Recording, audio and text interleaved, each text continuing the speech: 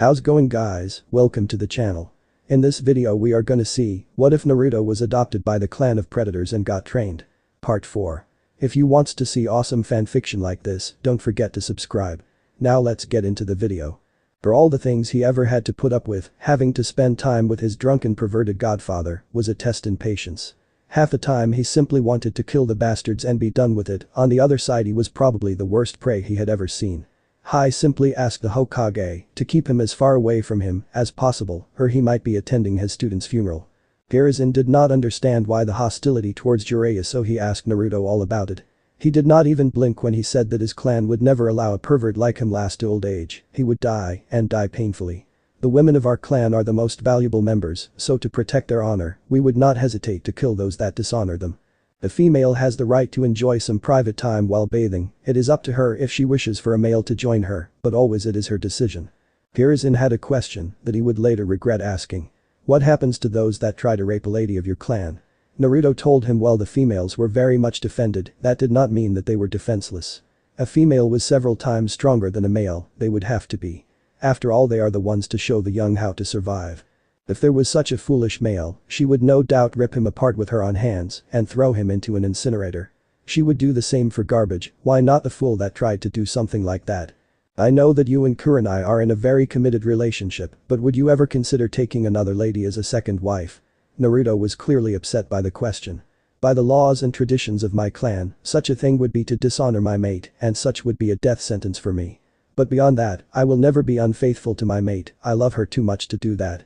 Tsunade entered the room from his side door. Well, at the very least I know how lucky Kurenai really is. I am here to take that hat, teacher. Hiruzen told her that he happily passed the position to her, but there was going to need to be an actual ceremony to name her the next Hokage. Well, since I finish your little favor, I guess I really am not needed here. Naruto began to walk towards the door, he looked like any normal civilian, but they both knew how powerful he really was. Why don't you remind us? Why won't you join this village? You are willing to do the village a few favors, even aided, so why? Tsunade looked at him, almost like she needed to know. Would you be part of a village that wanted you dead for simply breathing? I did not help this place, I helped an honorable man by the name of Hiruzen Sarutobi. I will never join this village since they never wanted me to begin with. Hiruzen, for the first time since the death of his wife, had tears on his face and he simply could not stop them. He saw the son of the fourth Hokage walk out of what used to be his office. When the door finally slammed shut, he looked at the ceiling. Tsunade, it is no secret that I loved Minato, like the child we could never had, and for me to listen to my grandson say such things makes me miserable beyond measure. He really thinks that no one in this village ever wanted him. Tsunade looked at her teacher, and with a serious look on her face, I think that is the reason he lives with Kurenai outside the village walls. To stay away from people that mistreat him and to keep the only person who openly loved him safe. I believed Kurenai was lucky, but now I know that she is really lucky, she was the only one to recognize the jewel that everyone else called trash. Naruto went to train with the serpents and Manda was very happy to teach him all about being a sage. The serpents really liked Naruto, they spent time talking and playing together when Naruto was not training with Manda. He was often heard asking his wife, how in the world did he ever allow Orochimaru to sign the contract, he couldn't be happier with their newest summoner. She simply told her husband that the pedophile was not worth his time thinking about, Anko was the only good thing that pedophile ever did for their clan. Kurenai welcomed him back after a few weeks that he had gone missing, she asked him where he was, and he told her he was off learning to be a sage. Tsunade just had to ask how long it took him to learn to be a sage when he told her 2 weeks, that made her drop her teacup. Are you kidding me? 2 weeks, just 2 weeks, it took me 2 months. Just how was the training? I want every detail. Naruto, not wanting to be rude to his summons, he simply had to summon Manda's eldest daughter. She actually had been present during his training. He asked her to tell his cousin about the training he had to do. The serpent was happy to see Naruto, so she did tell her, but she told Tsunade with every single, horrible and painful detail. Being a sage was not something to be taken as a mere skill. It was to learn everything about a clan's abilities and traditions, to practically be a member of the clan. Naruto learned the pains and troubles the serpent endured as they grew up, he had to learn to detach his emotions and look at the world with cold logic, and he had to learn to show no mercy to those that threaten him. The last part was the easiest of the training, but the training would make some wish they could die, so what advantages does a snake sage have? Naruto simply said that he could heal any injury, was immune to all poisons, and he could dominate and even control the minds of others. In battle there was nothing more scary than the cold precision of a snake sage. They could calculate the trajectory of any thrown weapon and deduce an enemy's plan of attack. He simply entered sage mode and they saw his eyes and they knew that they did not want him as an enemy. Kurenai asked him please end his sage mode because it really was sending shivers down her back. He thanked the serpent and asked her to send greetings on his behalf to her father and mother. He also thanked them for their hospitality. The serpent smiled and wrapped itself around Naruto and gave him a small kiss on the cheek before returning back to her realm. Those serpents are rather friendly with you, aren't they? Kurenai did not like the snake giving her mate a kiss and was jealous. They are kind once you get to know them. The one that left even calls me her baby brother. You should have seen her mother laugh when she called me that in front of her and her father. That aside, the ceremony naming me Hokage is tonight and I would like for you and Kurenai to attend. Naruto looked at her and this glare was even colder than when he was in sage mode. I have no business attending something that doesn't have anything to do with me. I will help you Tsunade, but I don't want to be anywhere near your village and especially your ninja. Kurenai remind him that she was one of said ninja. I know, my love. But these people might try to attack me during the ceremony and if they do it will turn into a bloodbath and make the situation more tough on my cousin. I know what I am doing. Couldn't you simply not kill them? I know that your clan has some rather severe traditions, but is forgiveness not an option? Naruto looked at Tsunade like she just finished asking the most foolish thing in the entire universe. No, they attack me, they die. There is no forgiveness for those that dishonor us. We keep your world relatively safe and you would dare attack us. If you knew how many times we have kept other alien races from taking over this planet, you would not even dare to ask me such a thing.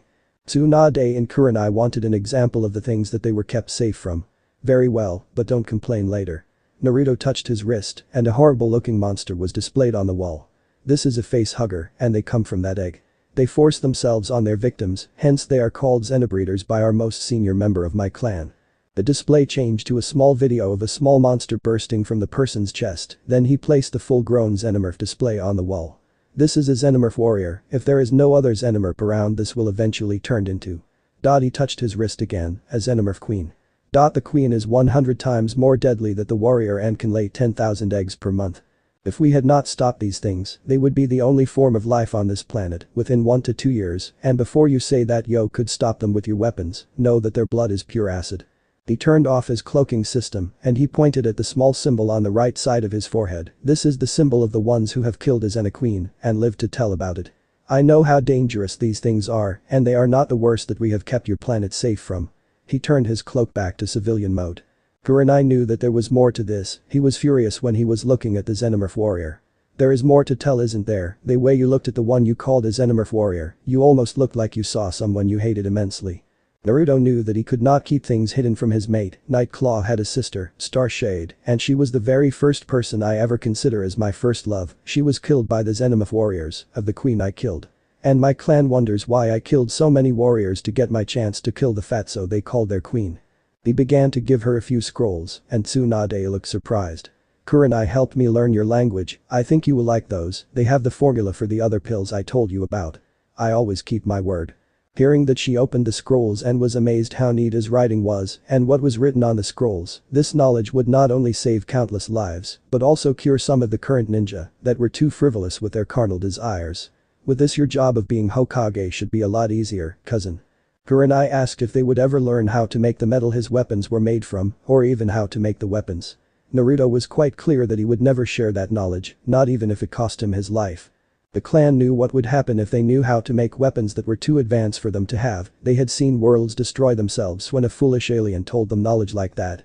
We keep this, our most sacred hunting ground, safe, and that also includes not exposing it to possible dangers. You want better weapons, then you will have to develop them on your own. Tsunade knew that he must have a reason to do this. There was no way a person as honorable as her cousin would do this simply out of being selfish or because he hated the village. She asked them if he could ask Naruto one final question. Do you hate this village, cousin? Naruto looked at her as she was about to leave. I do not, it is they who hate me, they always have, and more than likely always will. Naruto was having a rather nice day, he managed to kill quite a nice buck and was cleaning his trophy, he knew it would make for a good dinner. Kurenai was attending the ceremony to name Tsunade Senju as the next Hokage, and she was not happy to see that her cousin was true to his words. He did not show up and she knew why. After being named Hokage, she asked the people present if the container of the QB no Kitsune lived in the village, what would they do? Some looked at her as if she was asking something that sounded like she was crazy. Finally one of the ninja answered the question. Kill him, I would definitely kill him. The death of our beloved fourth Hokage must be avenged. There were some others who cheered after hearing this person's response. Tsunade knew then that her cousin was right and that his judgment of the possible actions of the villagers was dead on. He thanked the man for his honest opinion. Tsunade looked at Kurenai who was glaring at said man and walking over to her, she told her that she needed to have a word with her, in private. With the ceremony over she left the villagers and ninja to celebrate in their party. Tsunade walked towards her office with Kurenai. When the door was slammed shut, she sat down on her chair and Kurenai stood in front of the desk she has seen so many times. I know why you are angry and I know that you hope the death was wrong. But as you see, he was right. I really need to thank my cousin for being so considerate. Kurenai sat down and she was in tears. I haven't told him and I haven't told my team either. But I am pregnant with our first child. I don't know how, I am always taking my birth control pills. But my last menstrual cycle did not happen. I wanted him to live in the village because I might need a doctor during my pregnancy. Tsunade did not need to hear anything else and she simply walked over to the crying woman. Her hand began to glow green and she touched the woman's stomach. After a few minutes she knew that Kurenai was right. You are 2 weeks pregnant and yes I do see why you would need a doctor. Don't worry, Shizune is a capable medic. She will provide you with the aid you require. Tsunade looked at the crying Kunoichi and smiled. You are going to have a child with the man you love, why are you so sad? Kurenai simply told her that she did not know, but something made her feel that way. Tsunade knew why, her pregnancy was causing her to have mood swings. Any other discomforts I should know about? Kurenai mentioned that sometimes even looking at food caused some of the worst nausea she ever had in her life. Well, that is to be expected. You will feel like that for a few months, your body is getting used to the new guest. I will give you a few pills and vitamins to help with that. But when will you tell my cousin that he is going to be a father? Kurenai simply replied that she would when he returned from his current hunt. Naruto was preparing the buck to take back home, who knew fire jutsu were so useful, he had prepared the buck and with the jutsu he had cooked the buck in a matter of seconds. He tasted it and it was a nice flavor. He used his wrist blades to cut the now cooked buck into manageable pieces when his wrist computer began to make noises that he knew were a warning that a ship was inbound and would land in a few minutes. I know I don't ask for much, oh great benevolent huntress, but why can't I enjoy a simply hunt and dinner without this happening? Wolf turned off his cloak and he told him he wondered the same thing himself. Death, your computer needs some maintenance.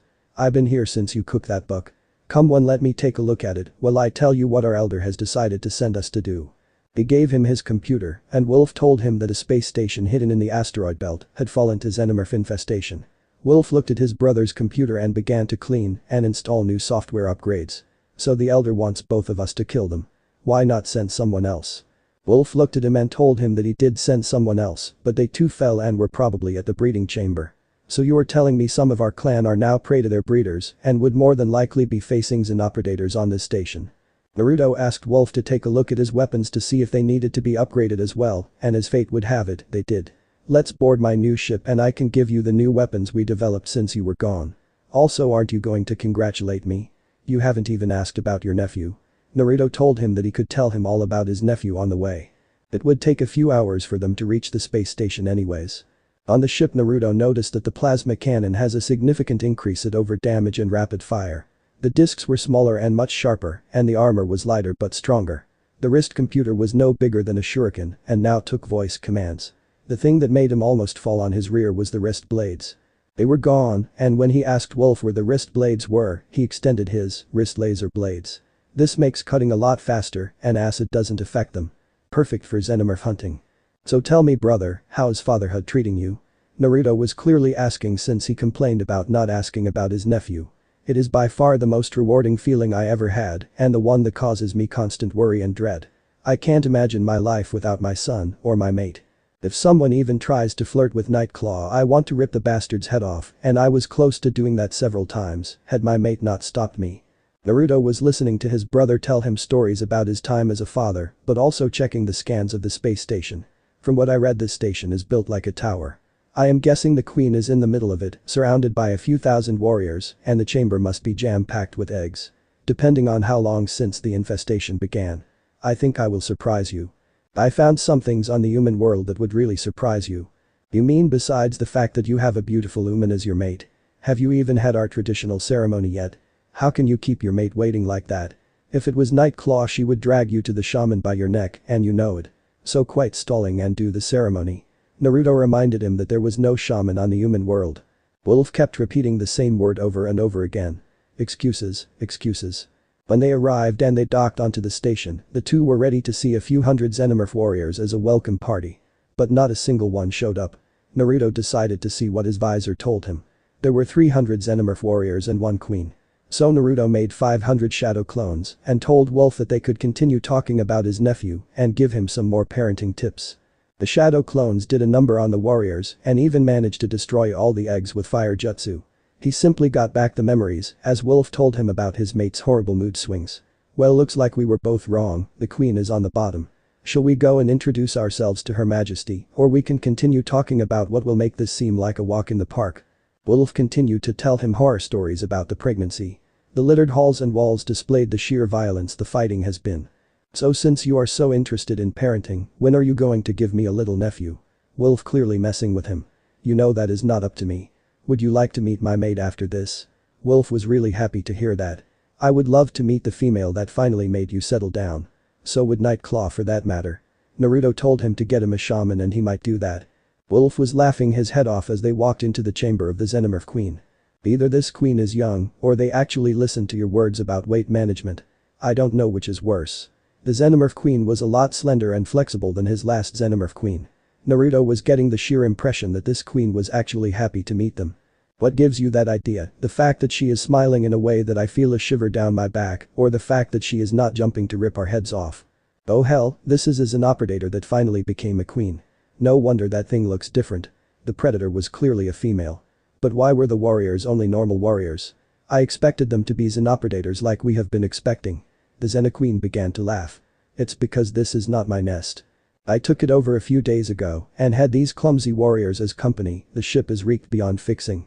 I am so lucky after I do away with both of you, I will have a way off this boring space station. Now Wolf, let me show you my new skill. He began to change, his body began to be covered in scales and his eyes changes to those of a viper. His speed became too fast for Wolf to track down with his visor. His mind was clear and could see every move the Xena queen at least a few minutes before she did. The precision of his attacks were frightening. He used his speed to jump up in the air so high, it even surprised the Xena queen. He came down and hit the Xena queen on her abdomen and went to where Wolf was standing. Is that it? Naruto told him that indeed that was it and he snapped his fingers and the ball drew the Xenomorph into itself, almost like a miniature black hole. The Xenomorph was screaming in agony as she was pulled into the ball. When the ball was done, the Xena queen's body had been reduced to a small ball of flesh no bigger than a lemon. I know that it still needs work, but I think it was pretty good for a test phase version. As the scales and the change of appearance, I am a sage. Specifically a snake sage. I will tell you all about my training on our trip back. I do need to get back to my mate. You want to meet her, don't you? Wolf walked along Naruto, only complaining that they could not take any worthy trophies. Naruto told him that there would always be next time. Back in Naruto's home, Kurenai was rehearsing several times what she would tell her beloved. She was afraid that he would not take the news well. Anko called her insane several times. It was clear her husband loved her, so he would love any child born from her. Yuigao was simply amazed at how spacious their home was. It looked so small from the outside, but inside it would put the fire daimyo's palace to shame. I wondered where the much-talked-about husband of our friend is. Kurenai explained that her husband had left her a message telling him that he was off hunting with his brother and that they would be back in a few days. That did not make any sense. Yuigao was an elite Anbu, and from what she researched about Naruto Uzumaki, he was an orphan. How could he have any siblings, and where had they been during those first years of his life? Naruto and Wolf began to walk towards his home as soon as they landed. I have to finally meet the female that made my ever unattainable brother settle down. If it wasn't for her, you might have ended marrying my mate. She really did me a major favor when she got her claws into you. Naruto looked at him and told him that Wolf should be a comedian, he was simply too funny. As the two stepped in, they were shocked to see Naruto with a big muscular-looking monster. Naruto had to stop Kurenai and her guest from even thinking of attacking him. He screamed that the person with him was his brother. This stopped their minds from even thinking about attacking him. Wolf, a lady with the lovely red eyes, is my mate, Kurenai. Kurenai, this is my big brother Wolf. Wolf, switching his translator on, told her that he was very happy to meet the female that finally made his brother settle down. Naruto offered him some traditional blood tea and Wolf was happy to take him up on the offer. The women in the room stared at the two enjoy a cup of the most disgusting looking tea they had ever seen. I guess he was not kidding about blood cooking recipes in your clan. Wolf put down his cup. It's mother's recipes, actually. I keep telling you death, you boil the blood for too long, it makes the red blood cells lose its chewy texture. It is clear that cooking is not done by you. Wolf began to tell his mate the most embarrassing stories about his childhood, and Anko and Yuiga were laughing really hard at Naruto's discomfort. Well, I have some news to tell, my beloved. I wanted to tell you when we were alone, but with people I will feel less worried about it. Naruto clearly felt like there was going to be some bad news. I went to the Hokage for a medical checkup. I've been feeling rather under the weather lately and have been feeling nauseous for some time. So the Hokage told me the cause after her examination. Wolf knew where this was going. I was told that since I missed my last menstrual cycle, that I am pregnant with our first child. Astounding, Naruto got the message that he would be a father, and he responded like many other males, including Wolf. He fainted into the ground. It was only thanks to Wolf catching him that he did not injure himself. When Naruto woke up, he saw the grin on his brother's face. "Hey, Death, you alright?" Naruto asked him if he could ask a dumber question than that. Of course he was not alright. "Wolf, I had the most horrible nightmare ever. I dreamed that my beloved mate was pregnant and we ended up having 4 sons and they kill each other fighting over what they believed was their inheritance. Only to leave my mate alone since they killed me and then each other. I really hope something like that doesn't happen." Wolf was laughing his head off. "Well, one part is true, your mate is pregnant and she is wondering how long are you going to stay on the floor like that." Kurenai looked rather upset. "I never pictured the day I told my beloved husband that we were going to be blessed with a child and he would act like I just told him it was the end of life as we know it." Wolf tried to make this better by telling her that it was the end of life as they know it, they were going to be parents and that is a major change. He told her he learned that the hard way. "So how long till our dear mother shows up?" Wolf told him in a day or two. She was in another planetary system after all. "Well, quit laughing and give me a hand." Wolf decided to do more than that. He picked him up and gave him what seemed a bone-crushing hug. "Well, I know mother and I are very happy to hear that you will finally have a child. I can't wait to see my nephew or niece. Looking at your mate, I know that at least the child will not be ugly, at least if the poor child doesn't end up looking like you." Naruto for the first time in his life really wanted to kick his brother. "Wolf, I know you are just messing with me, but that kinda hurts. I just saved you from living our clan's worst nightmare and you keep me when I am down. If you are this way with me, I wonder how you are with your own children." Wolf laughed and told him that was the reason his mate took care of their young. "You do want us to have this child. You know there are ways to stop my pregnancy." Naruto got up and took her in his arms in less time it took to blink. "I was just startled by the news, it is a major event after all. But by no means I want us to lose this child. This child is the fruit of our love. I want to be there with you through all the difficult times, sad times and happy moments. I love you, Kurenai, and I also love this child that you carry. Don't even think about stopping this pregnancy simply because I was surprised due to the news." Kurenai began to cry and she kissed him. "Now there is the sweet husband I missed and love. So my mother-in-law is going to be here in a day or two. Is there anything I should know about?" Wolf told her to relax, it was not like she was going to hurt her. He told her she was simply coming to congratulate them and maybe check if they needed anything to help during her pregnancy. Wolf told her that she was very experienced in helping other females during their pregnancies. "So what do you plan to do now?" Wolf looked at Naruto. He began to laugh. "Oh, I don't know, maybe I wanted to stay with you for a few days. I wouldn't miss the reaction of mother when she gets here.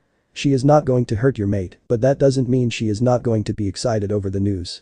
Naruto told him that he could have simply waited to tell her, say after their child was born. "And risk having mother throw me through a wall. Listen, little brother, I am not crazy. I got a mate and child to think about. Well, you are welcome to stay, but blood dishes are off the menu. I feel nauseous enough without having to look at that stuff." Both Wolf and Naruto looked at each other. "She is kidding, right?"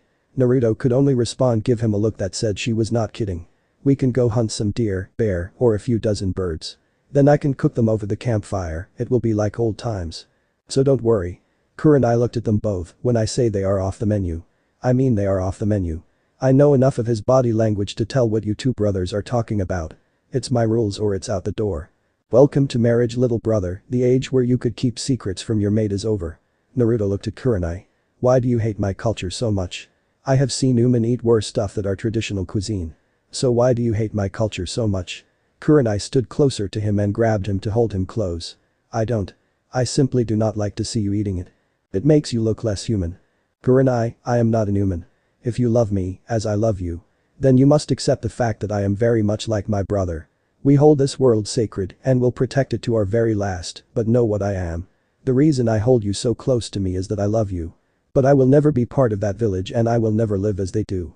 I ask you to think about this, maybe you wish for me to leave and someone else from my clan to take this post. Kurenai almost could not believe that her husband would misunderstand her words. No, I don't want you to go, and I always want to be with you. But you never told me why your clan even eats these blood dishes. I see it as a barbaric form of getting nourishment. I simply want you to eat healthy food so that you will live longer by my side. Wolf told her that the reason was a question better to ask their mother. For the first time since they declared their love, Naruto slept in the living room and she felt the cold that she hadn't felt in so long and yearned to feel the warmth of her husband. But she might feel it again if she asked the question that kept bothering her, and if she understood it then maybe she would feel the warmth of her husband again. The very next day Void's pod landed near Naruto's house. She walked towards her children and was greeted in the traditional way. Wolf and Death both dropped to one knee and bowed to her. "Arise, my children. Is it true that my youngest is to be a father?" Wolf told her that it was, but a dispute arose regarding the blood cuisine of their clan. His brother's mate considered it barbaric and unhealthy. Void walked into the home and marched right to Kurenai. She switched her visor to a medical scan and saw the pregnancy was going according to what she expected. "You can relax, son, it's simply that her hormones are irregular due to her pregnancy. Trust me, I seen females of our clan do some weird things during the start of their pregnancies. Kurenai, I think we need to talk in private." Void and Kurenai walked over to the bedroom. "Kurenai, the blood dishes are more than nourishment. It is a ritual of acceptance and honor. By not simply eating the flesh but drinking the blood, we accept everything about the creature that was killed and thank it for providing us with nourishment. We always give thanks to the source of our nourishment. Be they plants, which we eat the roots as well, to the blood of the beings we eat. It is a spiritual and personal way to thank the creature for providing us with the substance we need. Naruto has eaten blood dishes since he could walk and talk. Ever since I became his mother. If they were unhealthy he would have died a long time ago. You might not like them, but my son always honors the prey he kills. Even when it's prey that does not deserve it. Does this answer your questions?" Kurenai could see the pride in the eyes of her mother-in-law's eyes. "Well, they said that you would stay with us for a few months. Is that really necessary?" "I am not child." Void smiled. No matter the species, females always felt like they know everything. Then the first trimester comes and everything they believed would happen goes out the proverbial window. It never hurts to learn a few things that you might need. If you know how many of our clan thank me for teaching them what I am going to teach you. It is clear that you wanted a big family. I am sorry that you can't have any more children." Void began to laugh. "No, trust me, with those two I had my hands full. Between my teaching you and monitoring your pregnancy, how about I tell you some of the most embarrassing stories about your mate's childhood?" Kurenai smiled when she heard her say that. "Deal, but I want details." Naruto and his brother were expecting something much like a shouting match between their mother and Kurenai, but to their surprise, they seemed to get along rather well. "Speaking of children, when do I get to meet my nephew?" Wolf hit his brother on the shoulder. "You know as well as I do. You do not leave the homeworld till you are ready to begin your trial to be bloodied. I actually would like for both of yous to be with him when he goes on his first xenomorph hunt. It is always scary when you meet your first xenomorph warrior. Well, at least for most. Don't say another word. You know you can count on me, bro." Wolf had to agree with that. No matter how people said they looked different or that they did not hunt together as much as they did. They always were there for each other, they were brothers after all. I also know Nightclaw will be very happy to know that she will be an aunt." Naruto had to tell him that was hard to picture, Nightclaw always had a really bad temper. The first month was a little weird until Kurenai told her to stay in the guest room. It was making her worry that she might have to kill a few idiots from the village if they confused her for some kind of monster. At first she did not want to, but Naruto told her that it would give her time to also catch up with him. That finally sealed the deal. Void moved into the guest room. The human food took a little while to get used to. It lacked in spices, it was too bland. Naruto had to remind her about Kurenai's little passenger. Of course she has to watch her diet. I keep forgetting that she is a human. Kurenai smiled as she sat down with her own plate. And very proud of it. Void and Naruto began to laugh. "So any news from the elder? Any contest that I need to be a part of?" Void told him that their clan was doing just fine. The elder was very happy to hear about his mate's pregnancy and no contest that he was needed. The other member of the clan could deal with that. "I had Wolf take your clunker of a ship back to the homeworld. You really need to get a new one. You should have told me sooner. I just got an upgrade to my field equipment, I don't want to be a burden to my clan." Void got up, took him up in her arms and gave him a hug. "Always so considerate. But think nothing of it. It is the very least we can do, after all you keep our sacred hunting grounds safe. So I don't want to hear anything more about it. You have to show me your trophies, I haven't seen them in a while." "Sadly I don't have that many good trophies. This planet is peaceful compared to our homeworld. I told Wolf that I will accompany him and my nephew on his first xenomorph hunt. Void let his sit down and she returned to her own seat. That is what I expect from you. Always so considered. But you know me. I am always happy to see the trophies my children manage to get. I told the real reason for the blood in our food, she did not accept it, but at least she understands. Stop being so stubborn and sleep in your own bed again. You will not get many chances after your child is born. Your mate will be very busy. Naruto quietly slipped into his bed and slept quite peacefully by his mate's side. He knew his mother was right. Once their child was born she would be too busy to spend more time with him. So he decided to focus on the things he could do and forget the argument and tried to understand her more. Their life was going to be more hectic and it would not do to keep arguing in front of their child. When he woke up he gave her a kiss. She was quite surprised for several reasons. First, she did not feel hit get into the bed, second, she remembered their argument, and lastly what her mother-in-law told her. You don't take long to listen to your mother, do you? Naruto told her that she knew his mother only when she was in a good mood. She did not want to see his mother when she was really angry. She asked him how bad could it be. He told her in the form of a question. Do the words compound fractures mean anything to you? His mother just had to step in and looked at them still in bed. She smiled and told Kurenai that only happened one time. Naruto had killed a large reptile and he was just a boy, but he left the corpse without taking back a trophy. He then told her that she got so mad that she threw him through a wall.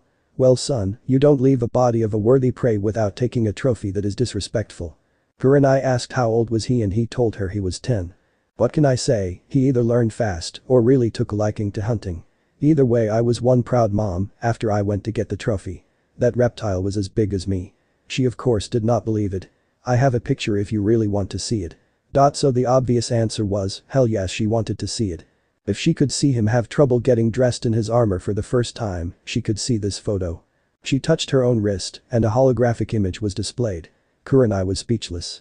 It was not because it was shocking, it was because the thing looked a lot like the thing she imagined a dragon would look like. Did it breathe fire? Naruto told her that it did only when afraid. Now you can see why I was so angry he did not take a trophy and why I was so proud of him when I saw it. And this is considered normal. Kurenai wanting to know that one question. Actually I was more tender with him than most mother are. I only threw him through the wall, I did not pick a piece of said wall and used it to spank him with it. Like my mom did to me. Yay, but grandma could make xenomorphs cry. Void looked at him and smiled. Well, it is true, mother was much more harsh in her discipline practices and I am considered by most to simply be too gentle with my boys. I simply want them to grow big, strong and make our clan proud. They would never be able to do that if I somehow ended up accidentally crippling them like what happened to my late sister. Naruto got up and got dressed. Kurenai waited till Void left the room. I still do not understand why Auntie Spitfire decided to end her life. She was one of the best at repairing and making equipment. Her death was a tremendous loss for our clan. Void patted her son's back. You have to understand, she would never be able to hunt, and yes, she was the best at repairing and making weapons, but she would never get to use them. The sadness of never hunting again was simply too much. Well, I hope you don't do that, you have a kid on the way, and I hope for more than one. The other reason is because you wouldn't want to leave your child or children orphan, cause I don't know if I could go on without you. Void could hardly believe it, they were discussing the death of a family member, and this human female managed to turn into a romantic moment. If she had learned that sooner, she might have been able to save her union with her own mate, instead of drifting apart like they had. Well, I wouldn't worry about that, mama didn't raise no weakling. This made Void laugh. Well son, why don't we do what I haven't been able to do since I last saw you? Naruto asked if she wanted to spar. Void told him yes, but later. She just wanted to see his trophies, make sure he hadn't forgotten proper trophy handling and care. So Naruto and Void walked to the only room in the house that Kurenai actually avoided, and from the sounds coming from Void, she was very proud of her little boy. 3 hours, that is how long it took for Void to look and read the record for all the new trophies. They walked outside and began a simple hand-to-hand sparring match. Void had yet another surprise, she actually lost. Yes, you are right after all, I sure did not raise a weakling. You have made me very proud, Death. Wolf promised to bring both Hunter and Nightclaw so that you might get to know your nephew. He practically grew up hearing about your hunts with his father. Naruto had a bad feeling when he heard that. So my nephew and sister-in-law both hate my guts. Void asked why would he say that. He told her that he ended up either taking a big trophy or killing so many that Wolf did very little hunting at all. He must think I am a selfish glory-seeking bastard. Nightclaw probably thinks of me the coward that ran away from her. Add to that the fact that I have a mate and she is carrying my first child. I wanted to meet my nephew to try and patch things up with him, but both at the same time, do you really think I can? Or do I need to find a big enough xenomorph infestation and hunt there till they actually leave? Beth, I will tell you this, and you better believe me. Hunter is actually very proud of you, we all are. Nightclaw has actually calmed down considerably since you met her last, and if your brother, his mate and child are coming, you must know that they want you to prepare your nephew for his first xenomorph hunt. Besides, they will be here in about 34-day cycles, so cheer up and give your mother a rematch. Void taught Kurenai everything she knew about childcare and what she knew about dealing with hormone-induced behavioral problems. Everything from throwing a tantrum to just having a fit and the many phases a child would go through as they were growing up. Discipline was a little more brutal than what she was used to. The parent that spares the rod does not love the child. In human society, this was a colorful metaphor for enforcing discipline. In predator society, it was an actual rod, and they used it to beat the disobedient child till he learned the importance of proper behavior. It was not lethal, but it sure would cause severe pain. Kurenai had to ask if she ever used the rod on her mate. Void told her that her mate never needed it. He always listened, and if there was something he did not understand, he would ask the elder or her.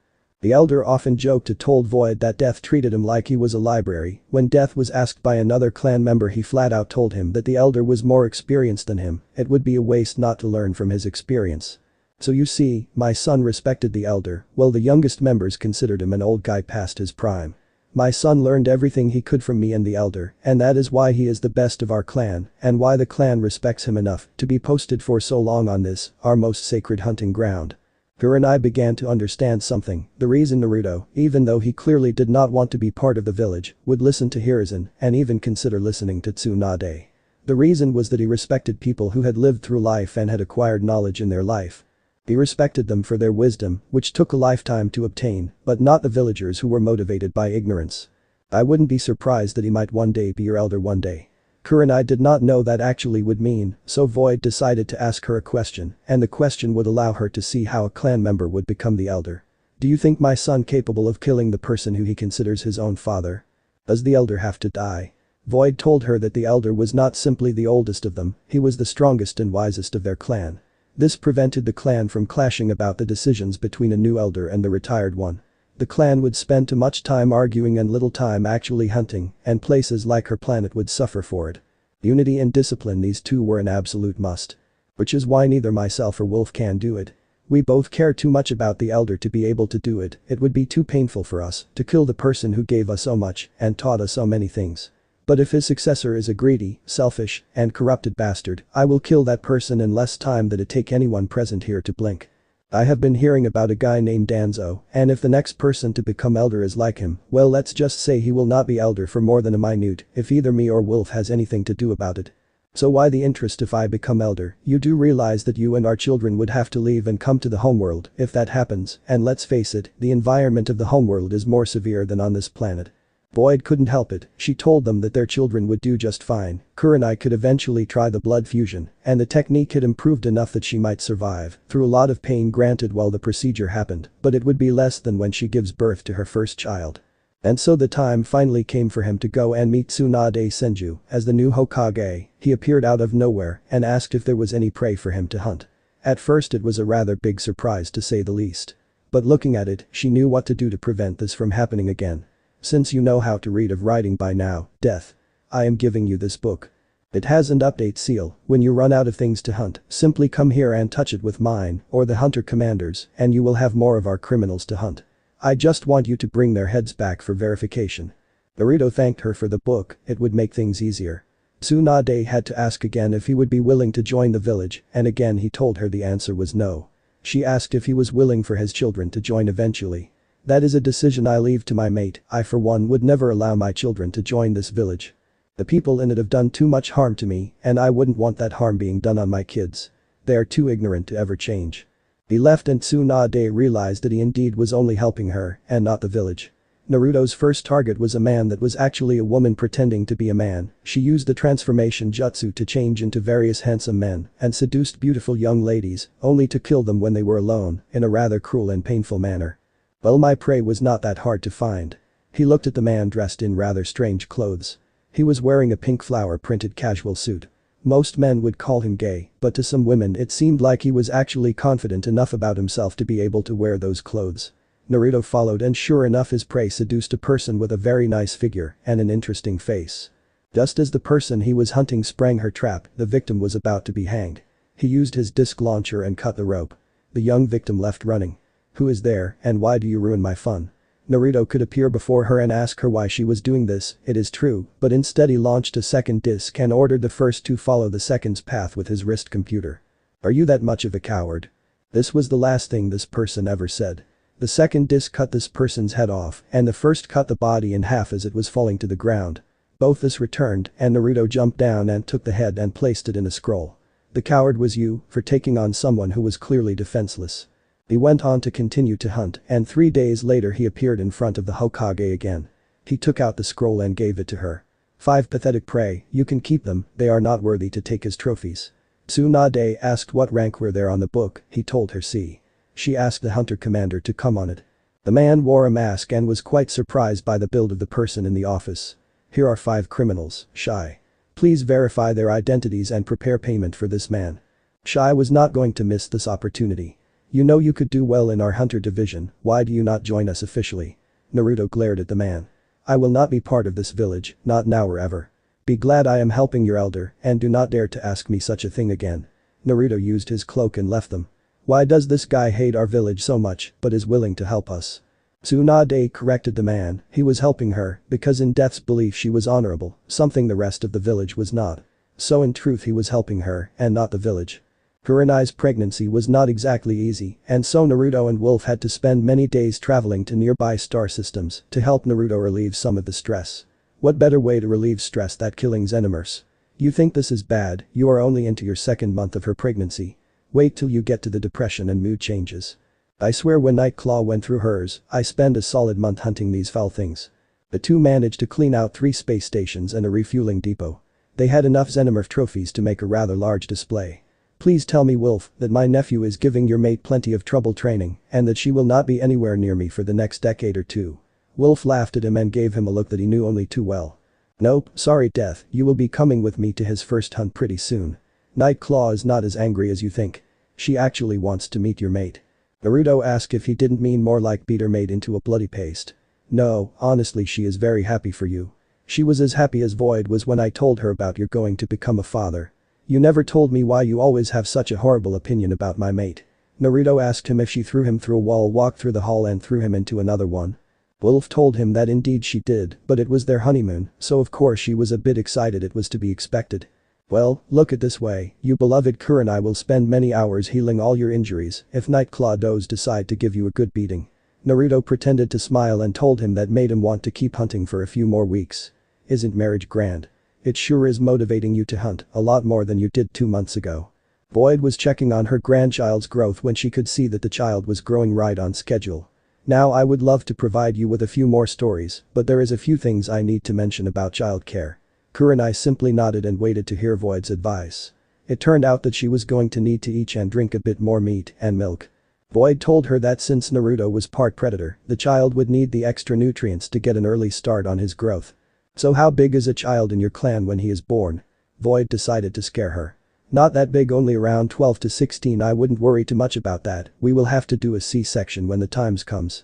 You both would simply die in natural childbirth." Kurenai of course asked her if she had done something like that and she told her sure enough, she had done the procedure a few dozen times. "They always complain about the scar, but I often tell them that the other alternative would be even worse." Nightclaw arrived the following day. Kurenai was surprised to see another female of her husband's clan, with a teenager also. Both touching their wrist terminals, they began to sit down in the chairs in front of her and Void's greetings. "I am Nightclaw, Wolf's mate and his is my son, don't be rude son, introduce yourself to your aunt." Hunter was clearly now happy about something. "Greetings, but mind if I ask where his father and this uncle I heard so much about but never actually met?" "Ah, that was the reason.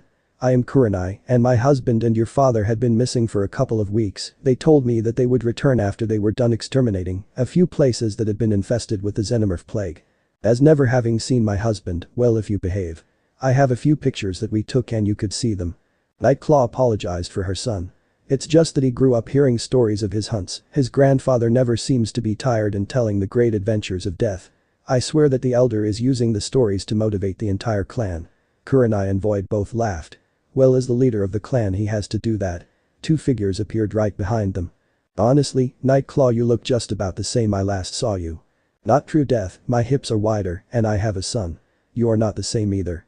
You didn't run away from her like you did with me. Naruto told her that Kurenai didn't throw him through a wall the first time they met.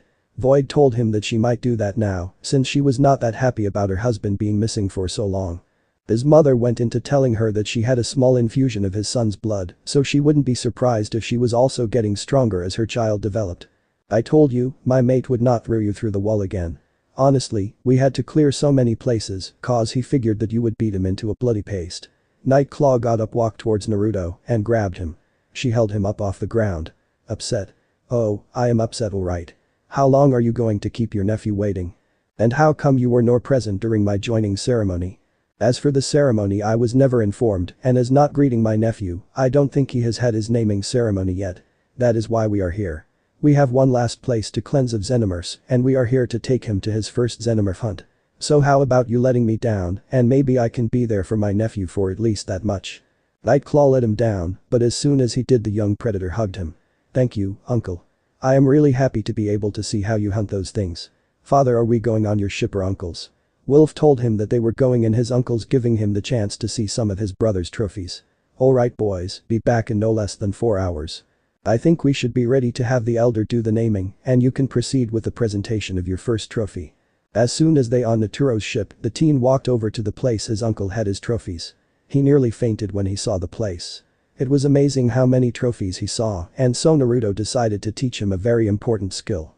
He taught his nephew how to unlock his chakra and managed to produce at least one shadow clone. Now if you keep training like I told you, there is no reason for you not to do the same or even better than me.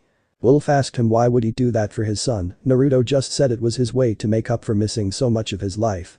But be careful not to overdo it. That technique can be quite deadly to you as well as your prey. One at a time, till I tell you otherwise. The teen asked him how many he could do.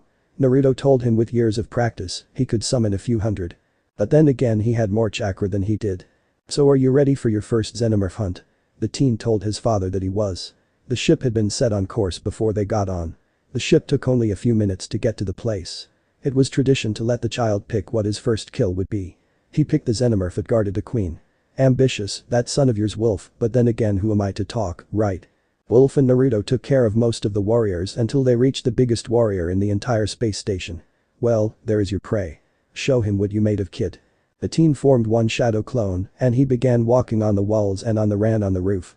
The shadow clones used this disc to cut the bottom half of the guard's neck and the original used the disc to cut of the rest of the next. The head came clean off. Okay, now do your trophy preservation and treatment. Me and Wolf will wait here, we only got the queen left and I will be taking this one since your father took the last one. As the teen began to take care of his trophy preparations and all, Wolf sat down next to Naruto and whispered. Actually, Death, I have a bit of a secret to tell you. I am not this child's father. He is actually older than he looks, he was in cryostasis for a really long time, his body took a great deal of time to adjust.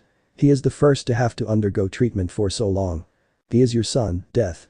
I wanted to tell you, but Nightclaw made me swear that I could only tell you after he killed his first Xenomorph. So the night she threw me through the wall. She ended up having her way with me. I hope you aren't upset with me, brother. Wolf laughed and told him he was happy to be Nightclaw's mate and to raise the child as his own. He merely wanted him to know the real reason for wanting him to come to his first hunt. Thanks, Wolf. I hope I can do the same for you next time. As they returned and he showed all the women his trophy. Nightclaw hugged her boy in a way that made both men feel sorry for the poor kid, they swore they could hear his bones cracking. Elder, my son, has killed his Xenomorph guardian, I will send you the video from the witnesses shortly. She asked both men to send the video of his kill to the elder and they did. I see, stand before me, Hunter. The teen stood and was waiting to hear from the elder. You are no longer Hunter. From this day forward you are Shadow. For you have learned to use your shadow to hunt and kill your prey. I accept and have registered your first trophy, may you bring honor to our clan and to your parents. Naruto told him to take the scroll on the top of the shelf. That should teach you the necessary chakra control exercises you will need. I will see your progress during our next hunt with your father. Naruto, please. Nightclaw told me what happened, even if you don't remember you should at least hug him once. Kurenai was clearly asking him to hug Shadow. I will not disrespect my brother. He is the reason why I was saved and I care for him. Wolf walked over to him and placed his hand on his shoulder.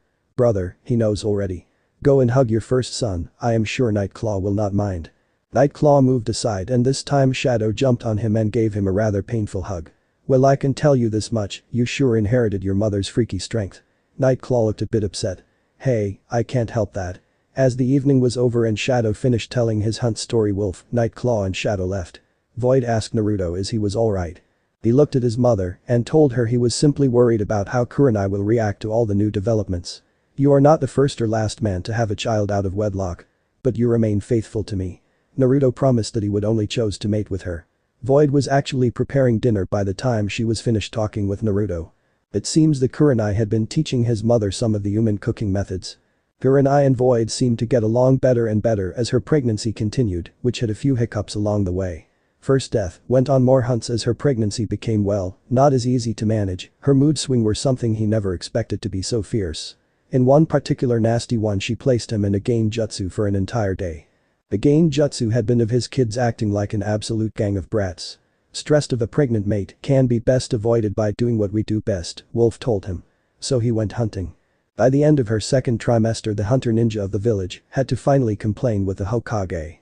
It appears that in the previous 3 months, there had been a sizable reduction in rogue ninja, and the ones that would have betrayed the village did not out of sheer fear. In truth, Death had to deal with 4 space stations being infested with xenomorphs, and for some strange reason Shadow knew exactly what space station he was going to because, when the airlock finally opened there, he was waiting with a smile on his face and a few xenomorph corpses in a pile behind him. Shadow, would you tell me how exactly do you know I was going to be here? Shadow told him that he always picked places that were relatively close to the human world. Death did not want to believe it, but he did think it. I guess I am becoming easy to read. I wonder if that was the real reason for the elder to stop going out to hunt. Somewhere out in space, the very same elder wondered how was Death dealing with being a father. He hoped that he had better luck than he did. After all, his son turned traitor after seeing all the recognition Death had obtained. The two had a lovely time talking and killing xenomorphs.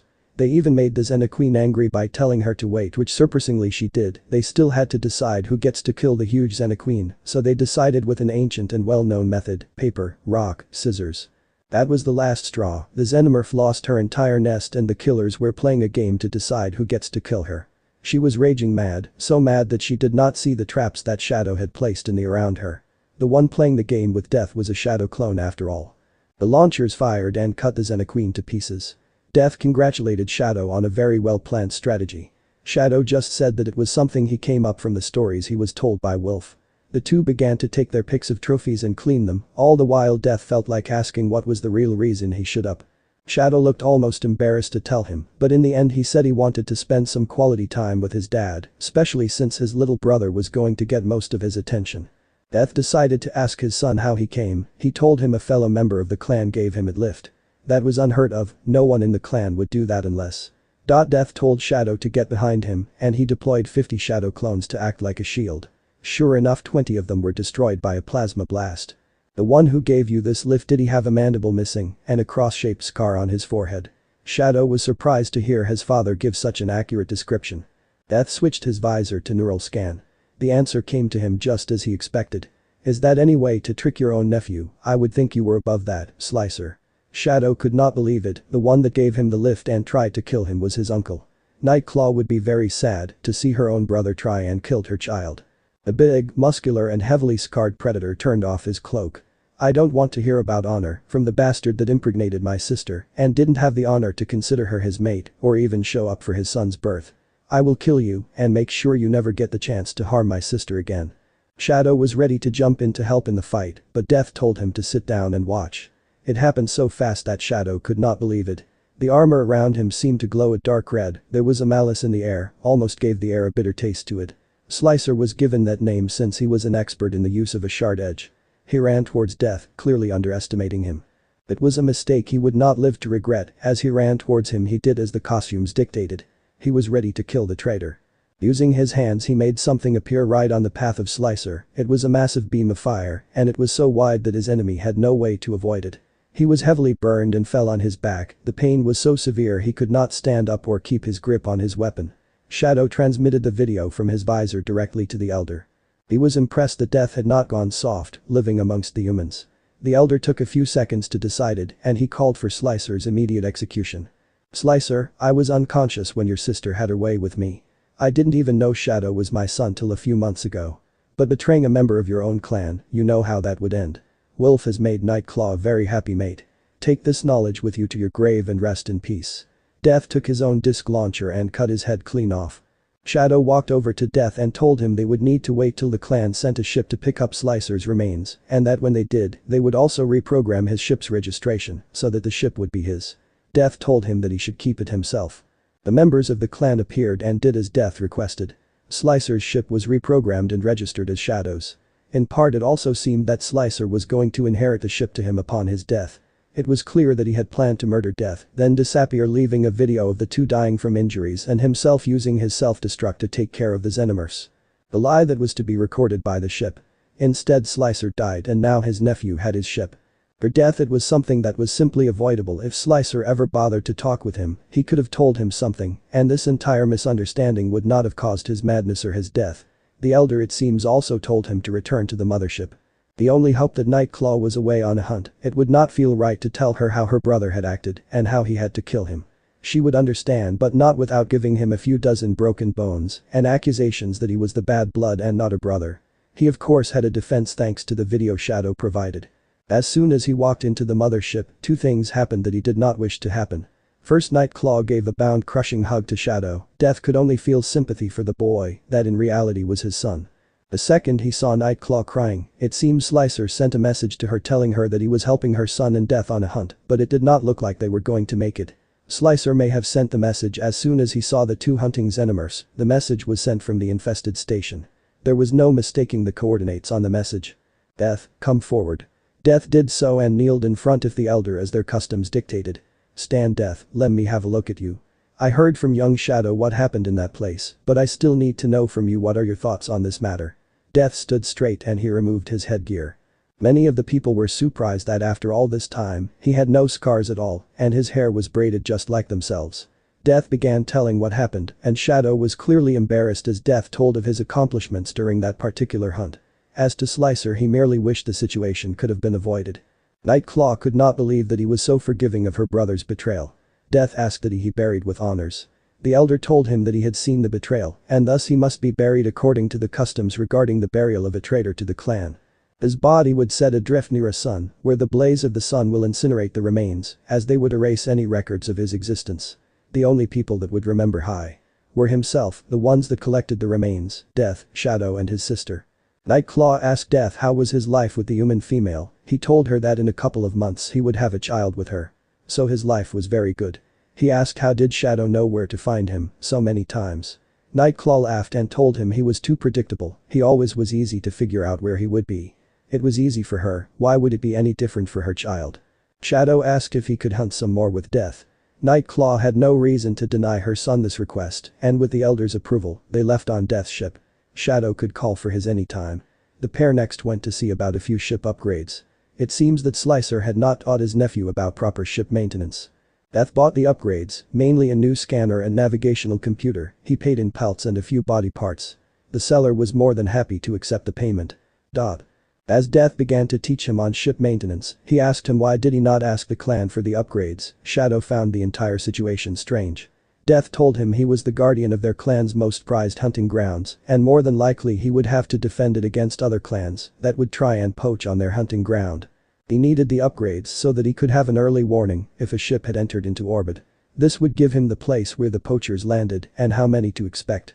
Shadow watched as Death finished explaining everything, and as soon as they were done they received a message from Void for Death to return quickly. His child was to be born earlier than they had expected. When he heard that, he asked Shadow if he wanted to return to the mothership. Shadow told him he wanted to be there for the birth of his sibling. Death accepted that he be present. He sent course back to where his mate was and arrived as she was clearly giving birth. It seems the scan previously done on Kuranai proved incorrect. Kuranai gave birth to a healthy baby girl. She insisted that the child be named Kushina for a long-dead friend. Kurama was quite happy to hear that. So this part ends here. I hope you guys enjoyed this video, so quickly like this video for second part of this series. And comment down below your thoughts about this series. And now it's time for me to go, bye.